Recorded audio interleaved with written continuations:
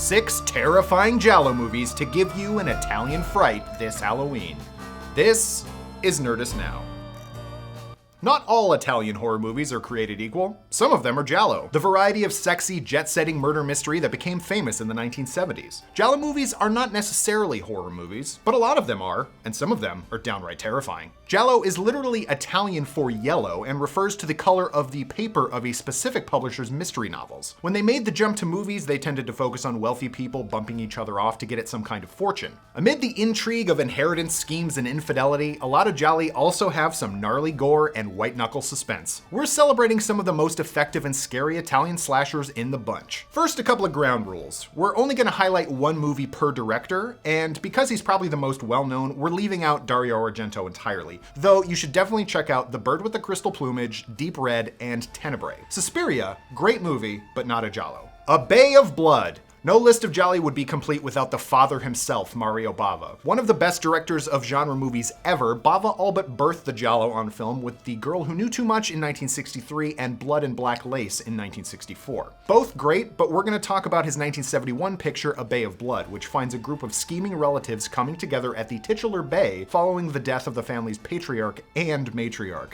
They both die pretty grossly. Someone is bumping people off, but they're doing it in particularly gruesome ways. Bay of Blood is an influence on the Friday the 13th series with its resort setting, unseen killer, and excessive gore. Some of the kills would literally show up in the early Friday the 13th movies. I'd also be remiss not to mention one of the alternate titles for Bay of Blood, Twitch of the Death Nerve, one of the best titles of all time. Giallo movies almost always have amazing long titles, so buckle up everybody, we're gonna get some weird ones. All the Colors of the Dark. While the presence of the supernatural tends to make a movie not a Giallo, alluding to the presence of the supernatural works perfectly well, as we see in Sergio Martino's 1972 masterpiece. In addition to the usual murder and mayhem, we also get a hefty dose of the occult with Satanist black masses and ritual sacrifice. Fun! All the Colors of the Dark stars maybe the queen of the Giallo, Edwidge Fenwick, as Jane Harrison, a woman in England working through trauma who is convinced by a friend to forego typical psychiatry in favor of a Satan-worshipping sex cult, like you do. It's got some truly out there psychedelic visuals, a terrifying stalker in the form of genre staple Ivan Razumov, and one of Bruno Nicolai's best scores, a winner all around. The Red Queen kills 7 times. While we're on the topic of Gothic Gialli, let's have a gander at this offbeat offering from director Emilio Miraglia. It mixes old money family curses with high fashion photography. The Red Queen kills 7 times tells you right up front what you're gonna get. A Red Queen kills 7 times. The actual number is debatable. This one stars another fave Giallo queen, Barbara Boucher, as a woman who accidentally killed her twin sister when they were children. Years later, she believes her family's curse of the Red Queen is behind a series of murders of people who work with her at a fashion magazine. She herself is a suspect, not least because her lover's wife ends up dead. Yikes. There are some truly haunting and terrifying sequences of the masked Red Queen,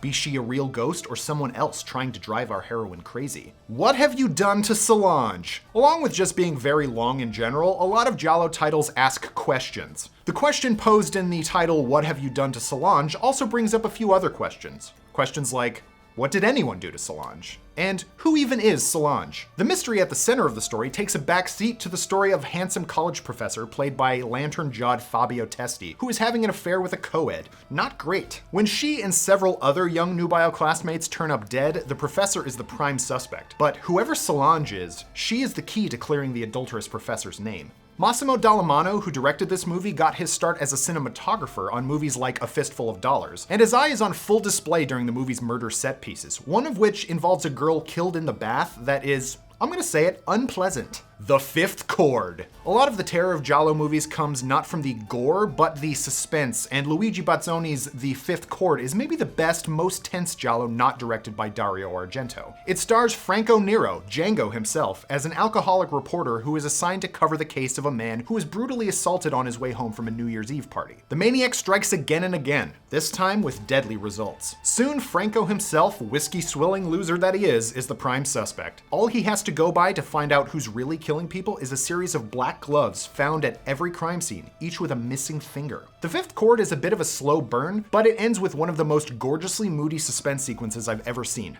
Death Walks at Midnight. We travel back to the world of high fashion models for our next entry, Luciano Ercoli's Death Walks at Midnight. Susan Scott, another Giallo queen, is a model who agrees to take LSD for her journalist boyfriend to chronicle. While tripping balls, she sees a man bludgeon a woman to death with a spiked gauntlet. Bad acid?